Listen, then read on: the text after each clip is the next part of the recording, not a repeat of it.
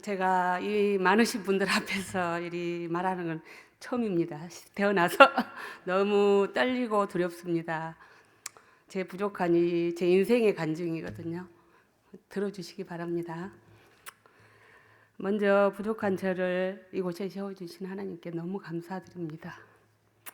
온치 않게 교회를 떠나 있다가 10년 만에 돌아오게 되었습니다.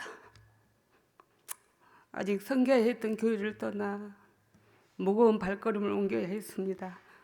떠나온 이유는 남편이 서명교회를 안 나가면 교회를 안 다닌다고 내를 협박하는 거예요.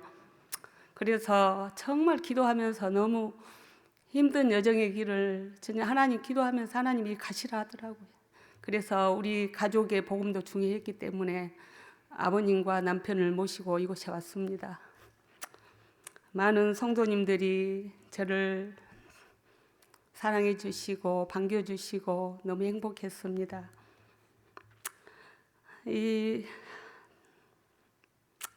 제가 처음에 교회 왔을 때처럼 교회를 사랑하며 성도들을 사랑하며 부족한 한 걸음 한 걸음 믿음의 여정길을 이곳에서 천국을 소망하며 살아가기를 기도해 보고 다짐해 봅니다. 저는 사실 믿지 않는 가정에서 태어나서 믿지 않는 남편을 만나서 정말 힘든 삶의 여정이었습니다. 딸이 서명교회 아름성교원에 입학을 하면서 제가 교회에 발을 딛게 되었습니다. 저는 예수님을 전혀 모르고 복음에 대한 내용도 듣지도 못했고 저희 딸 때문에 성교원에서 내주는 그 숙제가 있더라고요. 그 숙제는 고린도전서 13장 말씀을 암송하는 거였습니다. 그래서 제가 그 암송을 같이 하면서 정말 너무 은혜를 많이 받았습니다. 사랑이라는 이 글자 안에 너무 정말 좋은 말들이 많이 쓰여 있으면서 경이로웠습니다. 그래서 서명교회 한번 가서 내가 예배를 한번 드려볼까 하고 두 아들과 딸을 데리고 제가 서명교회에 등록을 했습니다.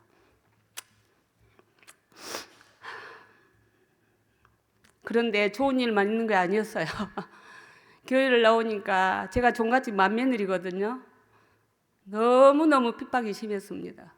제사가 아홉 분 계시는 그 제사 속에 정말 시부모님과 그 모든 갈등들, 제사 문제, 제일 저에게 힘이 된 부분이었습니다. 하물며 친정 부모 형제들까지도 교회 다닌다는 이유로 저는 정말 친정과 시댁의 이방인이었습니다. 정말 따돌림의 대상인 것 같았어요. 그걸 이겨내고 정말 제가 믿을 사람 하나님밖에 없었습니다. 남편도 자녀도 아니었고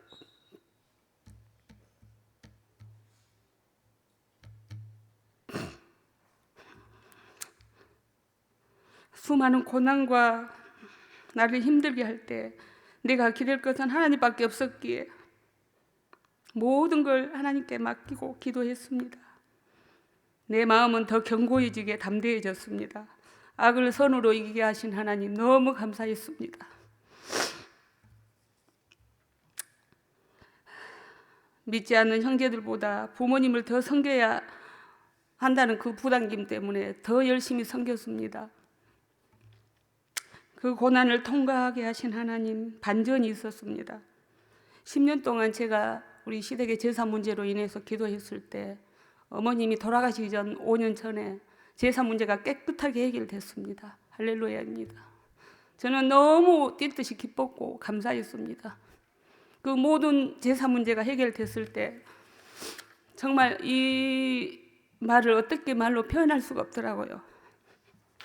근데 어머님이 돌아가시고 났을 때 또 형제들과의 일이 좀 힘든 여정이 있었습니다. 그래도 그 나머지는 하나님께서 하실 줄 믿고 지금 기도 중에 있습니다. 모든 하나님의 이 반전은 또 하나 있었습니다. 우리 친정 오빠께서 정말 세상에서 둘도 없는 그런 방탕자였습니다. 술과 담배, 세상의 쾌락 너무 즐기고 살았던 오빠였기에 제가 복음을 전해도 듣질 않았습니다. 그런데 그 건강하신 오빠가 한 1년 동안을 아프기 시작했습니다. 마지막 때는 밥도 한 숟갈 못 먹고 죽으로만 살았습니다. 그래서 제가 전화를 했어요. 오빠 교회 나가야 오빠가 살 길이야. 오빠 빨리 가서 교회 가야 돼. 그러니까 네가 믿는 하나님 내도 한번 믿어봐야 되겠다. 교회를 나가셨어요. 그래 지금은 너무 그 병 치료도 다 받으셨고 지금은 건강하게 교회를 잘 다니고 있습니다. 할렐루야입니다. 그리고 며칠 전에 우리 신우 남편께서 말기암 후두암으로 일이 진행이 되셔서 1년밖에 못 사신다 하시더라고요. 그래서 제가 정말 이때는 이때다 싶은 생각에 바로 병원으로 찾아갔습니다. 그분은 정말 불교가 심했고 불도가 심하셨고 제가 이리 복음을 전할 수 없는 그런 분이셨습니다. 그런데 제가 믿는 하나님께 기도드리겠습니다. 믿음은 달라도 제가 믿는 하나님께 하나님 이름으로 기도를 드리겠습니다 하니까 그리 하시라고 하더라고요. 그래서 손을 잡고 복음을 전했습니다. 울면서 전했습니다. 그런데 눈물도 없으신 분이 펑펑 같이 울었거든요. 참 그 일을 하실 일은 이제 우리는 씨를 뿌립니다. 그러나 그 일을 하실 일은 하나님이신 줄 믿거든요. 저는 항상 그러면서 지금까지 기도하고 있습니다.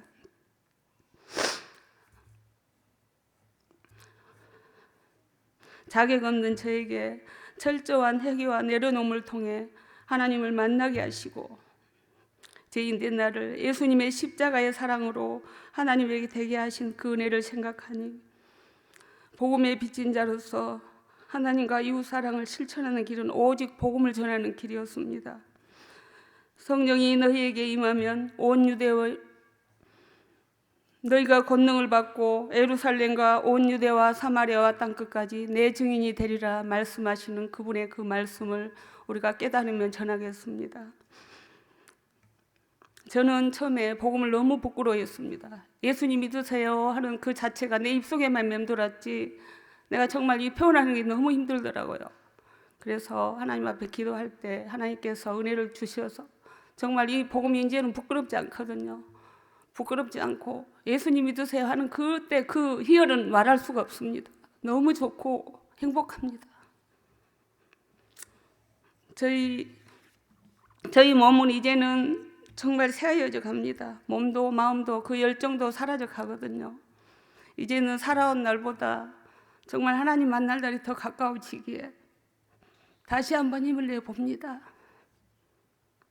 늦었다고 생각할 때가 제일 빠르다는 걸, 내 건강과 기억이 있을 때 복음을 전하는 것, 우리의 사명이고 주님의 명령입니다. 저는 금요일만 되면 너무 좋습니다.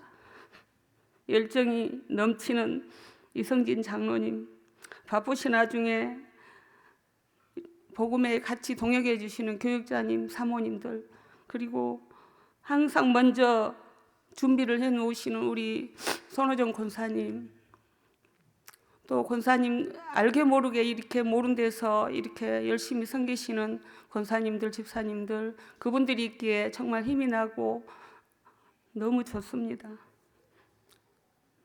이제는 우리가 이 복음을 한 마음으로 전할 때 이 지역이 복음화되게 되고 많은 영혼들이 주님께 돌아올 수 있을 것입니다. 서면교회 성도 여러분, 금요일 날 시간이 나시는 분들은 남녀노소 상관없습니다. 오셔서 같이 복음을 전해요. 그리고 제가 기도하고 있는 거는 우리 옛날에 서면교회에 모 권사님, 저하고 절친한 권사님이 계셨는데 지금도 시간만 날 때마다 부산역과 지하철을 다니면서 전도를 하고 계십니다. 저는 그분의 발뒤꿈치도 따라갈 수 없습니다. 그분을 이곳에 모셔서 그분과 함께 정말 전도하고 싶습니다. 우리 아실 분들은 다 아실 겁니다. 기도해 주시고요. 제가 마지막으로 아까 구원을 한번 외쳐봤는데 제가 한번 외치겠습니다. 전도는 어명이다. 전도는 사명이다. 전도는 생명이다. 하나님 모든 영광 올려드립니다. 감사합니다. 반갑습니다. 저도 이 자리에 서는 거 처음이라서 지금 억수로 굉장히 떨리는데 좀 말이 앞뒤가 맞더라도 좀 들어주시기 바랍니다. 저는 지금 이 자리에 설 아무런 자격이 없지만 하나님께 순종하는 마음으로 서게 되었고 하나님께 먼저 감사드립니다. 먼저 하나님께서 오랜 세월 저에게 베풀어 주신 그 크신 사랑과 은혜에 깊이 감사드립니다. 저는 당대 신앙입니다. 예수님을 믿는다고 남편과 시댁과 친정식구로부터 많은 핍박과 고난과 멸시와 천대와 수모를 겪어야만 했습니다. 처음에는 제대로 믿지 않았기에 핍박의 강도가 약했지만 믿음 생활을 바로 하게 될수록 핍박의 강도가 심해졌습니다. 남편의 폭언과 폭력까지 견뎌야 했습니다. 하지만 그 핍박 속에서도 하나님의 은혜가 나를 견디고 이겨낼 수 있게 했습니다. 많은 핍박과 어려움 속에서도 저는 날마다 감사하고 기뻤습니다. 그래서 마침내 하나님과 가까이 하는 삶을 살기로 결단했습니다. 저는 그저 하나님이 너무 좋고 하나님의 사랑과 은혜에 너무 감사하고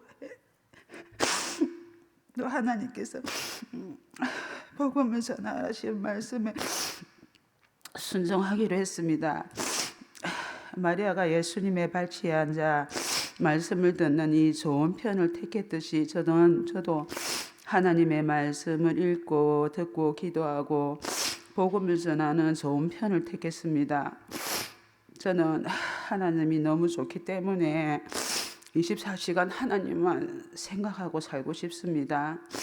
그래서 날마다 말씀 읽고 묵상하고 암송하고 기도하고 찬송하면서 하나님 생각만 하려고 애쓰면서 살고 있습니다. 저는 하나님께 영혼을 불쌍히 여기고 사랑하는 마음을 달라고 기도합니다. 나의 마음과 의지로는 영혼을 사랑하는 게 무척 힘들고 어려웠습니다. 저는 나를 핍박하고 속박하고 억압하는 남편을 사랑할 수 없었습니다. 하지만 하나님께서는 남편을 불쌍히 여기는 마음을 주시고 사랑하게 하셨습니다. 그리고 남편을 위해 아침 저녁으로 날마다 눈물로 기도하게 하셨습니다. 저는 남편을 위해 날마다 그 영혼이 불쌍히 여기시고 간절히 기도하고 있습니다. 저는 제 남편에게 감사하고 있습니다. 남편의 강팍함과 완악함과 핍박으로 인해 제가 하나님께 더 매달리고 하나님을 더 의지하고 부르짖어 기도할 수 있게 되었습니다. 내가 나태하지 않고 기도하게 해준 남편에게 감사합니다. 이로 인해 고난이 내게 유익이라는 말씀을 체험으로 깨닫게 되었습니다. 우리 가정에는 많은 변화가 일어났습니다. 기적이 일어났습니다.